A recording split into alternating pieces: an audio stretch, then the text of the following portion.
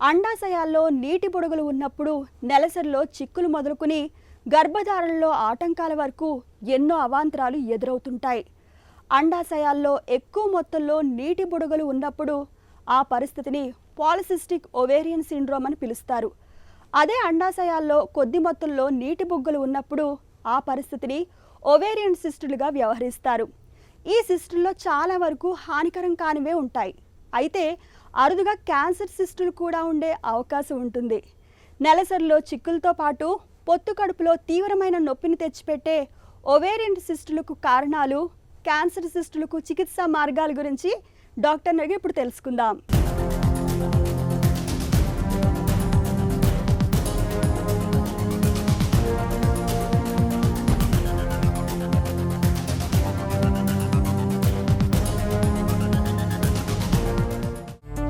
Ovarian cyst అంటే ఏంటి? Ovary నుంచి అండం రిలీజ్ అయిన తరువాత ఆ మిగిలిపోయిన బుడగలో నీరు చేరడాన్ని లూటియల్ సిస్ట్ అని అంటాము.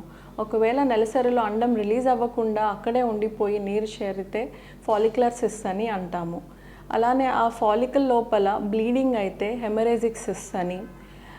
గర్భసంచిలో రక్తస్రావం అవ్వాల్సిన కండ అండాశయం లోపల బ్లీడ్ అయితే దాన్ని ఎండోమెట్రియోసిస్ అని, ఎండోమెట్రియల్ లేదా చాక్లెట్ సిస్ట్ అని పరిగణిస్తాము. ఇవి మాత్రమే కాకుండా డర్మాయిడ్ సిస్ట్, ఇది ఒక డెవలప్మెంటల్ డిఫెక్ట్ లాగా చెప్పుకోవచ్చు. బయట ఉండాల్సిన ఎక్టోడర్మల్ టిష్యూ అంటే చర్మము, జుట్టు అవి ఫామ్ చేసే ఎక్టోడర్మల్ టిష్యూ అండాశయం లోపలికి వెళ్ళిపోవడం వల్ల డర్మాయిడ్ సిస్ట్ అనేవి మొదలవుతాయి.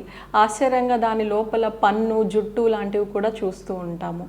ఇవి కాకుండా నీరు లేదా జిగురు నిండిన సిస్ట్లను కూడా చూస్తూ ఉంటాము. ఇవి బినైన్ అవ్వచ్చు, బార్డర్ లైన్ అవ్వచ్చు, మాలిగ్నెంట్ అంటే వేరే చోటికి స్ప్రెడ్ అయ్యే మాలిగ్నెంట్ క్యాన్సర్లు అవ్వచ్చు. ఒవేరియన్ సిస్ట్ లక్షణాలు ఎలా ఉంటాయి? చిన్నగా ఉన్న సిస్ట్కి ఏ విధమైన లక్షణాలు కూడా లేకుండా ఉండవచ్చు.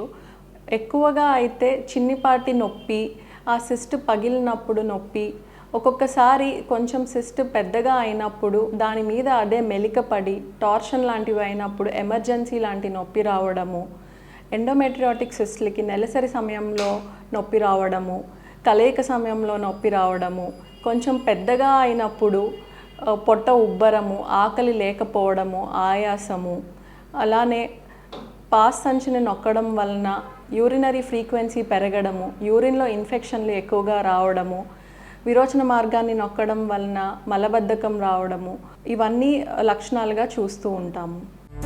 ఒవేరియన్ సిస్టులలో క్యాన్సర్ కణితుల్ని ఎలా గుర్తిస్తారు?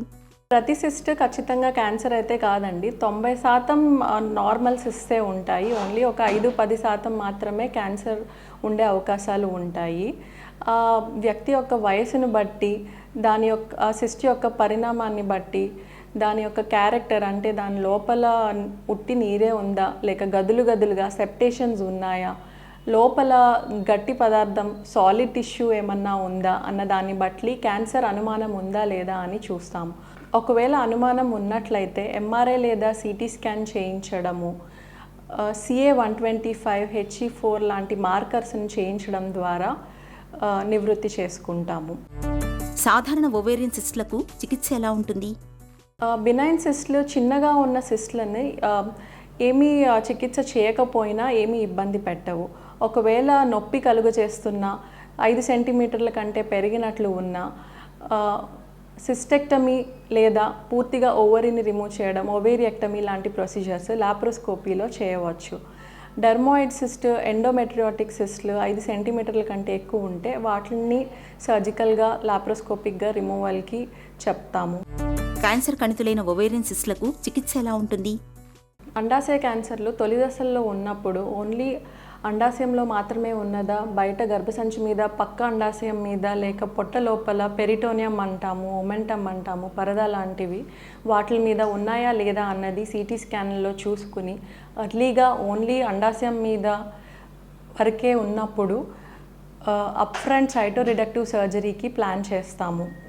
ఒకవేళ ఎక్స్టెన్సివ్ డిపాజిట్స్ ఉండి అవయవాల లోపల కూడా డిపాజిట్స్ ఉండడం, ఎక్స్టెన్సివ్గా పెరిటోనియల్ డిపాజిట్స్ ఉండడము, ఊపిరితిత్తుల చుట్టూ నీరు చేరడము, ఇటువంటి అడ్వాన్స్డ్ స్టేజ్లో కనుక వస్తే మొదటిగా బయాప్సీ చేసి నియో అడ్జువెంట్ థెరపీ కీమోథెరపీ ఇవ్వడం ద్వారా డిసీజ్ బర్డన్ని కొంతవరకు తగ్గించి ఆ తరువాత ఇంటర్వెల్ డీబల్కింగ్ సర్జరీ అని పూర్తిగా ఉన్న క్యాన్సర్ని మిల్లీమీటర్ కూడా ఉండకుండా తీయడమే దానికి అసలైన చికిత్స.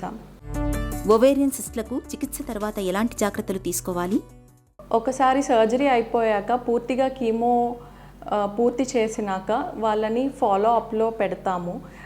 ఒవేరియన్ క్యాన్సర్ అనేది కొంచెం చాప కింద నీరులా ఉంటూనే ఉంటుంది. మళ్ళీ ఎప్పుడో ఒకసారి 2-3 సంవత్సరాల్లో ఎక్కడో ఒక చోట పెరిటోనియంలోనో పేగులోనో మళ్ళీ తిరిగి వచ్చే అవకాశాలు ఉంటాయి. దానికోసం ప్రతి 3 నెలలకి CA-125 పరీక్ష, పొట్ట అల్ట్రాసౌండ్ స్కాన్ వంటివి చేయడం ద్వారా మనం మళ్ళీ త్వరగా గుర్తించడానికి ప్రయత్నించవచ్చు. ఒకవేళ తిరిగి వచ్చిన ఎర్లీగా గుర్తిస్తే మళ్ళీ రీసర్జరీ లాంటిది చేయడము, సెకండ్ లైన్ థర్డ్ లైన్ కీమోథెరపీలు ఇవ్వడము వంటివి చేయవచ్చు. అండాశయాలోని సిస్టులతో నిజానికి పెద్ద ఇబ్బంది ఏమి ఉండదు, కానీ తరచూ స్కానింగ్లు చేయించుకోవడం, అవి క్యాన్సర్ కాదని నిర్ధారించుకోవడం చాలా అవసరం. ఒకవేళ అవి క్యాన్సర్ తాలూకు సిస్టులే అయితే వాటిని తొలి దశలో గుర్తించడం, అంతే త్వరగా చికిత్స తీసుకోవడం చాలా ముఖ్యం.